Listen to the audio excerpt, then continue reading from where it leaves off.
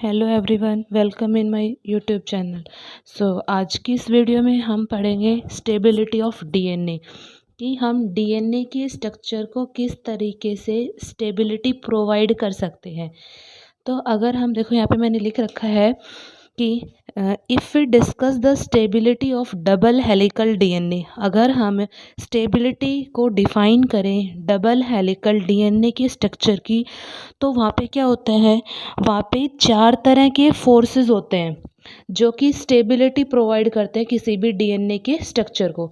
यानी मेनली 4 तरह के फोर्स होते हैं जो स्टेबिलिटी प्रोवाइड करते हैं double helical structure of DNA को।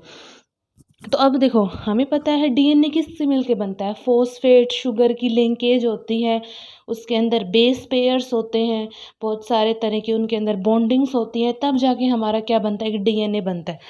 तो ये जो डायग्राम आपको यहाँ पे दिखाई दे रहा है, ये डायग्राम हम एग्जैक्ट डायग्राम नहीं है, ये हम अपने समझने के लिए हमने इसको इस तरीके से यहाँ पे लिखा है ताकि हम इसको आसानी से समझ पाए कि किस तरह की इसके अंदर बॉन्डिंग्स होती हैं, किस तरह का इसका नेचर होता है, कौन कौन से यहाँ पे फोर्सेस हैं जो कि यहाँ पे इंटरफेयर करते हैं।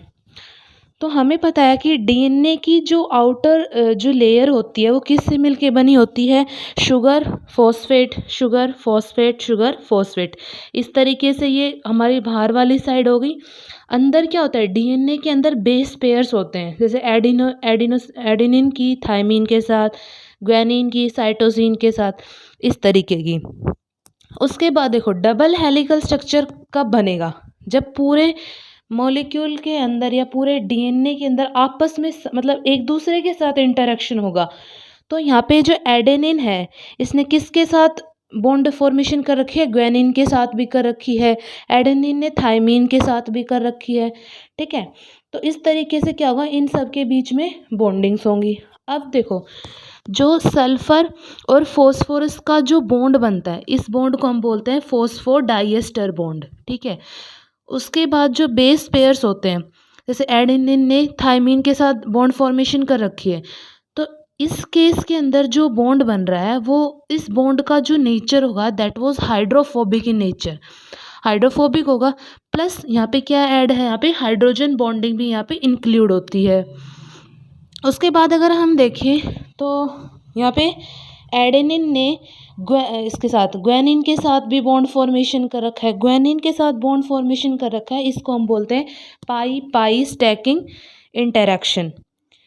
उसके बाद यहाँ पे है सल्फर, इधर है हमारा फॉस्फोरस, तो ये क्या होगा, हाइड्रोफोबिक होगा नेचर के अंदर। जो हमारा सल्फर से फॉस्फोरस जो लिंकेज बनेगा, ये क्या होगा, हाइड्रोफिलिक होगा नेचर के अंदर। हाइड्रोफोबिक ये अंदर वाला पार्ट होता है। यानी इस पूरे से हमें क्या कंक्लूजन मिलता है कि हमारे पास डीएनए के अंदर फॉस्फेट सल्फर की एक आउटर लेयर होती है, वो आउटर लेयर हाइड्रोफिलिक होती है नेचर के अंदर। और उस लेयर के अंदर क्या होता है, वहाँ पे बॉन्डिंग प्रेजेंट होती हैं और वहाँ पे बेस प्रेजेंट होते हैं, जैसे एडेनिन थायमिन साइटोसिन ग्वानिन, इस तरीके से, जिनके बीच में हाइड्रोजन बॉन्डिंग्स होती हैं। और जो बॉन्डिंग एडेनिन ग्वानिन के साथ या ग्वानिन एडेनिन के साथ है, उसमें क्या होता है, उसको हम बोलते हैं पाई पाई स्टैकिंग इंटरेक्शन होती है। इनको हम और आगे अच्छे डिटेल से पढ़ें। तो ये वाला जो डायग्राम है ये हमारे सिर्फ समझने के लिए है, एग्जैक्ट ऐसा डायग्राम नहीं हो सकता, लेकिन ये हमारे समझने के लिए। उसके बाद देखो, अगर हम इसको और अच्छे से एक्सप्लेन करें तो यहाँ पे क्या होगा, देखो यहाँ पे हमने 5 मेंबर्ड रिंग्स भी लगाई हुई हैं। इसको अच्छे से एक्सप्लेन हम इस तरीके से भी इस डायग्राम को बना सकते हैं। फिर हमने देखो यहाँ पे एक्सप्लेनेशन दे रखा है यहाँ पे कि the outer layer of DNA is hydrophilic in nature, कि आउटर लेयर जो थी, ये वाली जो आउटर लेयर होती है, ये क्या होती है, हाइड्रोफिलिक होती है नेचर के अंदर। ठीक है, which is made up of alternate sugar and phosphate, जो अल्टरनेट शुगर और फॉस्फेट से मिलके बनी होती है।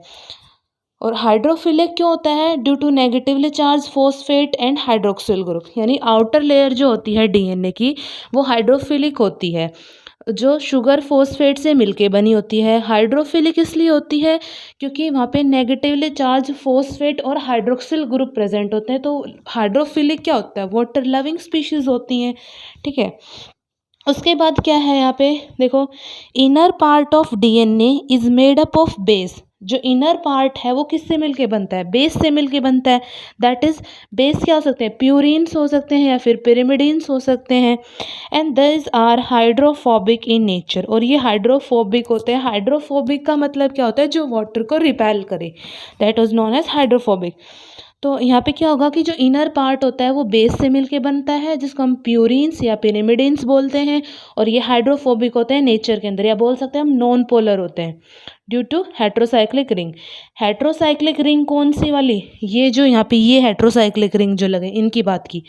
तो इस पूरे ओवरऑल के अंदर हमने क्या देखा कि किस तरीके से हम पढ़ रहे थे स्टेबिलिटी ऑफ डीएनए, कि डीएनए किस तरीके से स्टेबल होता है। तो इसके अंदर 4 तरह के फोर्सेस होते हैं, ठीक है। उसके बारे में हम और आगे डिटेल से स्टडी करेंगे। हमने पहले इसका पूरा एक ओवरव्यू देखा है अभी, कि किस तरीके की इसमें बॉन्डिंग होती है, शुगर फॉस्फेट के बीच में कैसा बॉन्ड बनता है, इन सब के बारे में देखा। अब हम नेक्स्ट देखेंगे इसके बारे में। यहाँ पे जो स्ट्रक्चर इम्पोर्टेंट रोल प्ले करेंगे, जो स्ट्रक्चर्स होंगे ना यहाँ पे, वो बहुत इंपॉर्टेंट रोल प्ले। हमें प्यूरिन्स का स्ट्रक्चर पता होना चाहिए, पिरिमिडिन्स का पता होना चाहिए, इसका ग्वानिन का, साइटोसिन का, इन सभी का स्ट्रक्चर्स सबसे ज़्यादा इम्पोर्टेंट है। तो एक बार हम सबके स्ट्रक्चर्स के बारे में बात करेंगे। तो यहाँ पे देखो, सबसे पहले अगर मैं आपको बेसिक बिल्डिंग ब्लॉक्स में, जैसे प्यूरिन्स और पिरिमिडिन्स बहुत ज़्यादा इम्पोर्टेंट होते हैं। तो सबसे पहले मैं बात करती हूँ प्यूरिन्स की, कि प्यूरिन्स का स्ट्रक्चर कैसा होता है, ठीक है। प्यूरिन्स का स्ट्रक्चर कैसा होगा? तो नाम छोटा है और डायग्राम बड़ा होगा, यानी इस प्यूरिन्स के अंदर एक तो 5 मेंबर्ड रिंग होगी और एक यहाँ पे 6 मेंबर्ड रिंग होगी। कैसे होगी अब वो यहाँ पे आपको मैं बताती हूँ अभी। दिस वन, इस वाली पोजीशन पे एक नाइट्रोजन लगाओ, और इधर वाली पोजीशन के ऊपर एक नाइट्रोजन यहाँ पे, और एंड देन यहाँ, here bond here, and last one is hair. ये बन गई हमारी क्या? 6 मेंबर्ड रिंग। इसके साथ ही क्या होगी? एक 5 मेंबर्ड रिंग अटैच होगी। यहाँ पे नाइट्रोजन होगा, यहाँ पर भी नाइट्रोजन होगा, यहाँ हाइड्रोजन एंड देन CH, और यहाँ डबल बॉन्ड। तो this will be the structure of purine. ये प्यूरिन का स्ट्रक्चर होगा। नेक्स्ट अगर मैं इसके अंदर बात करूँ पिरिमिडिन्स की, अगर मैं बात करूं तो पिरिमिडिन्स का स्ट्रक्चर यहाँ पे क्या होगा? पिरिमिडिन के अंदर only 5 membered ring, 6 membered ring होगी। ये वाली जो 6 मेंबर्ड रिंग है ना, ओनली ये होगी इसके अंदर। देखो, इसको मैं दोबारा बनाती हूँ। This one and here nitrogen, and again here nitrogen, and this one is there. ये एक डबल बॉन्ड यहाँ आएगा, एक डबल बॉन्ड यहाँ, एंड एक डबल बॉन्ड यहाँ। तो ये हमारा किसका डायग्राम हो गया? ये हो गया पिरिमिडिन का। अब हम देखो, बार बार डीएनए के स्ट्रक्चर के अंदर क्या पढ़ रहे हैं कि साइटोसिन ने ग्वानिन के साथ बॉन्डिंग कर रखी है, एडेनिन ने थायमिन के साथ कर रखी है। तो इसके स्ट्रक्चर्स क्या होंगे? तो सबसे पहले मैं यहाँ पे बना देती हूँ एडेनिन का स्ट्रक्चर। एडेनिन का स्ट्रक्चर में भी एक 5 मेंबर्ड रिंग होती है और एक 6 मेंबर्ड रिंग होती है। कैसे होती है अब हम वो यहाँ पे देखेंगे।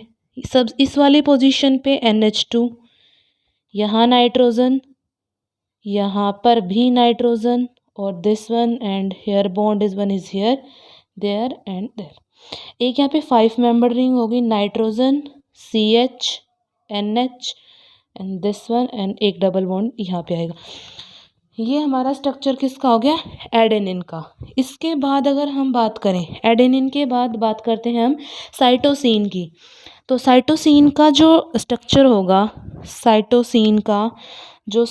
होगा, वो हमारे पास कुछ ऐसा होगा। यहाँ पे NH2, यहाँ पे नाइट्रोजन, इस तरीके से यहाँ पे हमारे पास डबल बॉन्ड ऑक्सीजन होगा, यहाँ पे अगेन नाइट्रोजन और एक हाइड्रोजन होगा, और यहाँ पे दिस बॉन्ड पे।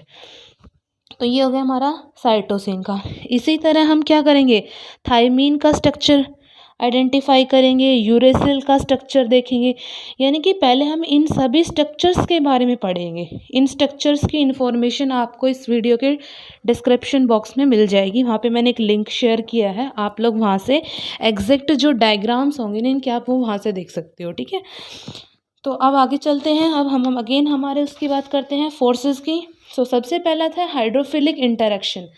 हाइड्रोफिलिक इंटरेक्शन पहला फोर्स है, उसके अंदर क्या होता है देखो, hydrophilic interaction is taken between sugar and phosphate. हमने देखा था शुगर फॉस्फेट की लिंकेज थी और उन लिंकेज के बीच में क्या था, जो है हाइड्रोफिलिक इंटरेक्शन थी।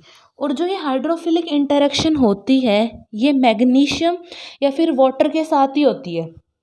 अब यहाँ पे क्वेश्चन अराइज हो गया क्या, कि हाइड्रोफिलिक इंटरेक्शन सिर्फ मैग्नीशियम आयन के साथ ही क्यों होती है या फिर वाटर के साथ ही क्यों होती है। तो देखो आगे रीज़न लिखा हुआ है कि magnesium ion having great affinity to bind up phosphate, क्योंकि मैंने पिछली वीडियो में डिस्कस किया था कि जो मैग्नीशियम आयन होता है वो फॉस्फेट के साथ बाइंड अप करता है। बाइंड अप करेगा तो इलेक्ट्रोस्टैटिक रिपल्शन नहीं होंगे, इलेक्ट्रोस्टैटिक रिपल्शन नहीं होंगे तो हमारा डबल हेलिकल स्ट्रक्चर जो है वो अनबाइंड नहीं होगा और वो क्या रहेगा, स्टेबल रहेगा।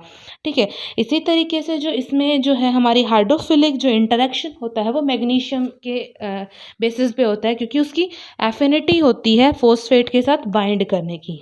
ठीक है, जिससे क्या होगा, by minimising the electrostatic repulsion which is cause by phosphate, यानी कि वो जो फॉस्फेट ग्रुप की वजह से जो इलेक्ट्रोस्टैटिक रिपल्शन हो रहा है ना उसको मिनिमाइज कर देगा।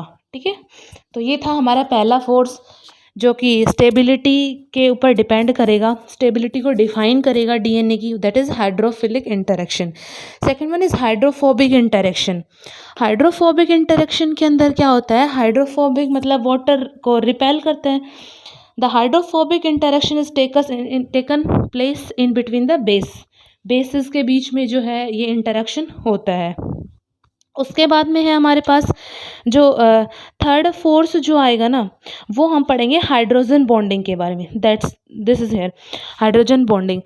हाइड्रोजन बॉन्डिंग के अंदर क्या होगा, हाइड्रोजन बॉन्डिंग के अंदर क्या होगा, hydrogen bonding also stabilise the DNA structure.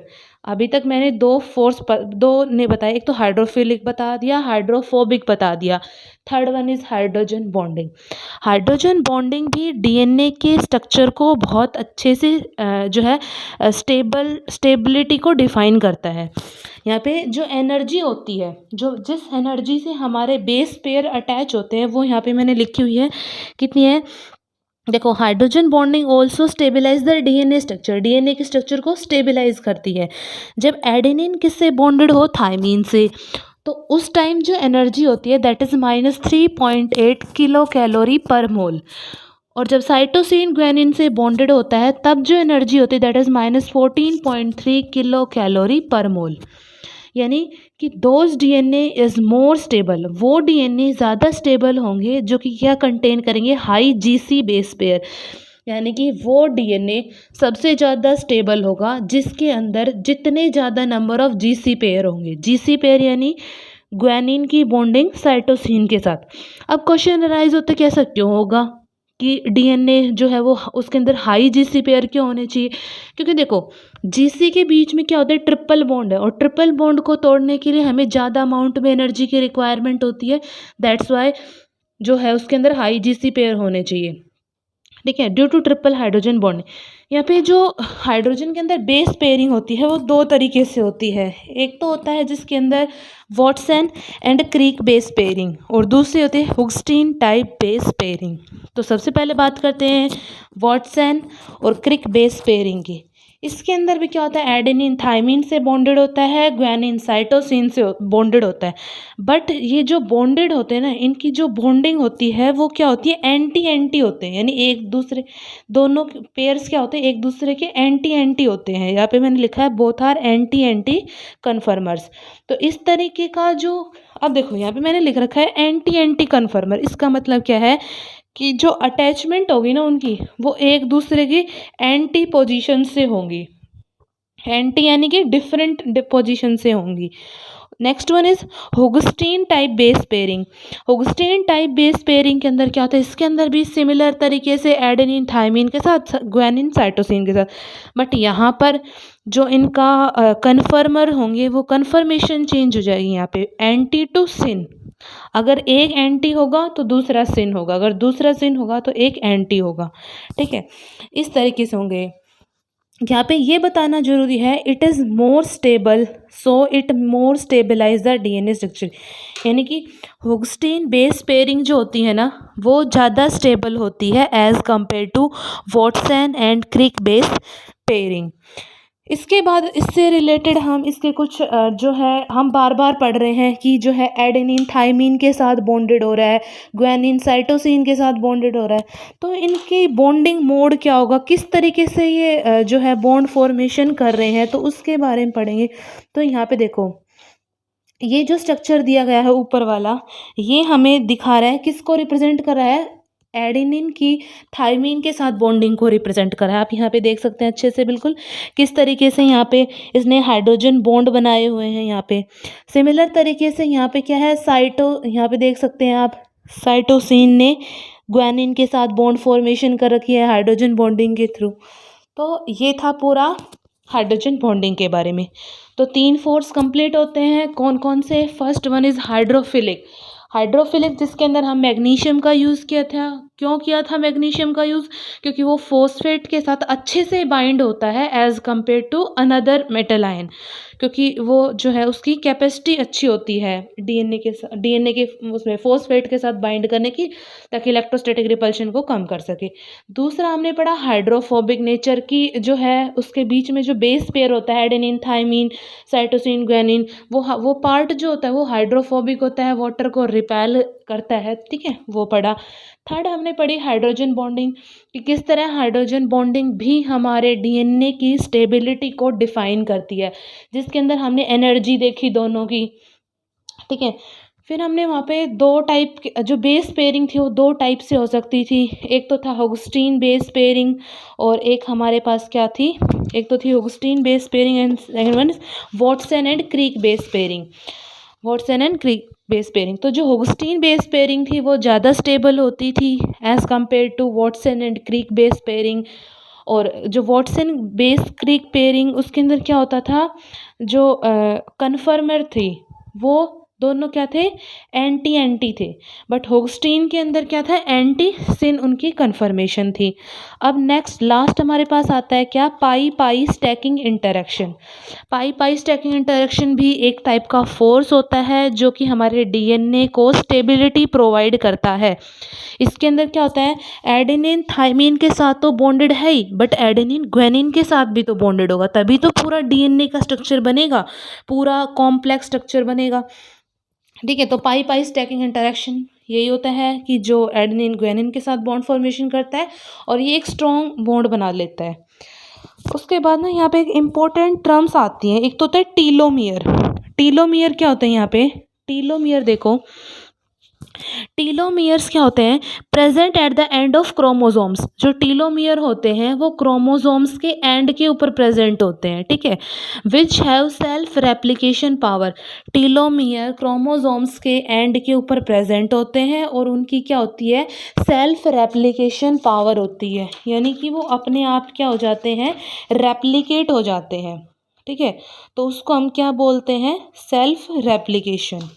यहाँ पे क्या होता है, the DNA of telomere is stabilize by potassium ion. जो DNA of telomere is stabilize by potassium ion, जो डीएनए होता है टीलोमर वो किससे स्टेबलाइज होता है, यहाँ पे पोटेशियम आयन से जो है स्टेबलाइज होता है, forming a complex of 2 tetrad. जो डीएनए ऑफ टीलोमर यानी डीएनए का जो टीलोमिर होता है वो पोटेशियम आयन की वजह से क्या होता है, स्टेबलाइज होता है। क्यों होता है, क्योंकि एक जो यहाँ पे ग्वानिन है ना वो एक टेट्राड बना लेता है, यानी 4, देखो इधर मैंने रिप्रेजेंट कर रखा है, 4 ग्वानिन इस तरफ है और 4 ग्वानिन इस तरफ है। इन चारों ने मिलके क्या किया, इस पोटेशियम के चारों तरफ एक टेट्राड क्रिएट कर लिया, ठीक है। तो इस तरीके से ये क्या करता है, इसको स्टेबलाइज करता है। नेक्स्ट है, in it Hoogsteen type base pairing is having. इसके अंदर हुगस्टीन टाइप बेस पेयरिंग की जो है यूज़ की जाती है। और हुगस्टीन टाइप बेस पेयरिंग क्या था, जिसके अंदर हमारी जो कन्फर्मेशन थी वो क्या हो जाती है, एंटी टू सिन जो है यहाँ पे हमारी कन्फर्मेशन हो जाती है, ठीक है। उसके बाद देखो, उसके बाद हमारे पास एक और इम्पोर्टेंट टर्म आती है, that is template temperature. Template temperature क्या होता है? टेम्पलेट टेम्परेचर वो टेम्परेचर होता है जिसके ऊपर 50% ऑफ डीएनए जो होता है ना वो डीनेचर्ड हो जाता है। डीनेचर्ड होने का मतलब क्या होता है कि वो डबल हेलिक्स से किस में कन्वर्ट हो जाता है? सिंगल स्ट्रैंड के अंदर। जैसे यहाँ पे लिखा है टेम्पलेट टेम्परेचर क्या होगा? The temperature at which 50% of DNA is denatured, यानी जहाँ पे हमारा 50% जो डीएनए होता है वो डीनेचर्ड हो जाता है। और डीनेचर्ड होने का मतलब क्या है कि जो हमारा डबल हेलिकल स्ट्रक्चर जो था डीएनए का वो किसके अंदर चेंज हो गया? वो चेंज हो गया सिंगल स्ट्रैंड के अंदर। ठीक है, अब यहाँ पे क्या लिख रखा है मैंने कि during denaturation all type of forces are break. जब भी डीनेचुरेशन होता है तो उस टाइम पे क्या होगा? सभी तरह के जो फोर्स है ना वो ब्रेक हो जाते हैं, सिर्फ फॉस्फोडाइएस्टर लिंकेज को छोड़ के। अब फॉस्फोडाइएस्टर लिंकेज ही टूट गए तो हमारे मतलब हमारी चेन ही टूट जाएगी, यानी कि हमें अलग अलग अमाइनो एसिड्स मिल जाएंगे। ठीक है, दैट्स वाई जो टेम्पलेट टेम्परेचर होता है उसके ऊपर सारे बॉन्ड ब्रेक हो जाते हैं एक्सेप्ट फॉस्फोडाइएस्टर लिंकेज। यहाँ पे मैंने ये डायग्राम शो किया है किस तरीके से डीनेचुरेशन ऑफ डीएनए और टेम्परेचर के बीच में। ठीक है, ये ग्राफ आपको यहाँ से देख लेना। उसके बाद टेम्पलेट टेम्परेचर जो होता है वो हमें स्टेबिलिटी के बारे में बताता है। जो टेम्पलेट टेम्परेचर है वो हमें डीएनए की स्टेबिलिटी के बारे में भी एक्सप्लेन करता है। तो इस पूरी वीडियो लेक्चर में हमने क्या देखा कि एक ओवरव्यू बता देती हूँ आपको फिर से कि हम पढ़ रहे थे क्या? Stability of DNA. डीएनए की स्टेबिलिटी के अंदर मेनली 4 तरह के फोर्स होंगे: हाइड्रोफिलिक, हाइड्रोफोबिक, हाइड्रोजन बॉन्डिंग, पाई स्टैकिंग। सबसे पहले बात की हाइड्रोफिलिक की। हाइड्रोफिलिक में क्या होता है? हम मैग्नीशियम आयन का यूज़ करते हैं और जो आउटर लेयर होती है ना डीएनए का आउटर पार्ट जो होता है वो हाइड्रोफिलिक होता है और मैग्नीशियम आयन यूज़ करते हैं। क्यों यूज़ करते हैं? क्योंकि वहाँ पे जो है फॉस्फेट के साथ बाइंडिंग कैपेसिटी अच्छी है, दैट्स वाई वहाँ पे क्या नहीं होगा? वहाँ पे इलेक्ट्रोस्टैटिक रिपल्शन नहीं होंगे, जो हमारा न्यू डीएनए है वो अनबाइंड नहीं होगा। ठीक है, उसके बाद हाइड्रोफोबिक, जो हमारा डीएनए का अंदर वाला पार्ट होता है वो हाइड्रोफोबिक होता है नेचर के अंदर। ठीक है, उसके बाद थर्ड पॉइंट हाइड्रोजन बॉन्डिंग का आया था। हाइड्रोजन बॉन्डिंग के अंदर क्या था? वो भी डीएनए के स्ट्रक्चर को स्टेबिलिटी प्रोवाइड करती है, उसकी एनर्जी के बारे में देखा। ठीक है, उसके बाद हमने उसके अंदर 2 तरह के जो इंटरेक्शन पढ़े। एक तो था वॉटसन क्रिक बेस पे, या मतलब उसके अंदर जो बेस पेयरिंग है हाइड्रोजन बॉन्डिंग के वो 2 तरह की होती है, वॉटसन क्रिक बेस पेयरिंग और नेक्स्ट थी हमारी हुगस्टीन बेस पेयरिंग। एक के अंदर क्या था? एंटी एंटी कन्फर्मर्स दोनों जुड़ते थे, एडेनिन ग्वानिन साइटोसिन और ये। ठीक है, और दूसरे में क्या था? एंटी टू सिन कन्फर्मेशन थी दोनों के अंदर। ठीक है, एंटी टू सिन थी। उसके बाद में हमने क्या पढ़ा? उसके बाद में हमने पाई स्टैकिंग की बात की। पाई स्टैकिंग कुछ नहीं होता, जो ये एक फोर्स ही होता है जो एडेनिन और ग्वानिन के बीच में प्रेजेंट होता है। ठीक है, दैट इज पाई स्टैकिंग। और उसके बाद हमने बात की किसकी? टीलोमियर क्या होता है? जो क्रोमोसोम्स के एंड के ऊपर प्रेजेंट होता है, ये भी डीएनए के स्ट्रक्चर को स्टेबिलिटी प्रोवाइड करता है। और उसके बाद मैंने बात की यहाँ पे टेम्पलेट टेम्परेचर की कि टेम्पलेट टेम्परेचर क्या होता है, किस तरीके से वो स्टेबिलिटी को डिफाइन करता है डीएनए की। सो आज के वीडियो लेक्चर में बस इतना ही। और यहाँ पर जो इम्पोर्टेंट है ना, एडेनिन ने जैसे एडेनिन ने थाइमिन के साथ बॉन्ड फॉर्मेशन की है, साइटोसिन ने यूरेसिल के साथ की है, तो इनके जो एग्जैक्ट डायग्राम है वो मैंने इस कमेंट बॉक्स यहाँ पे डिस्क्रिप्शन बॉक्स में मैंने शेयर कर दिया है लिंक, आप वहाँ जाके उनको अच्छे से स्टडी कर सकते हैं। एग्ज़ाम पॉइंट ऑफ व्यू से अगर हम देखें तो आप वैसे ही डायग्राम यहाँ पे ड्रॉ करके आ सकते हैं। सो आज के लिए बस इतना ही, मिलते हैं नेक्स्ट वीडियो में।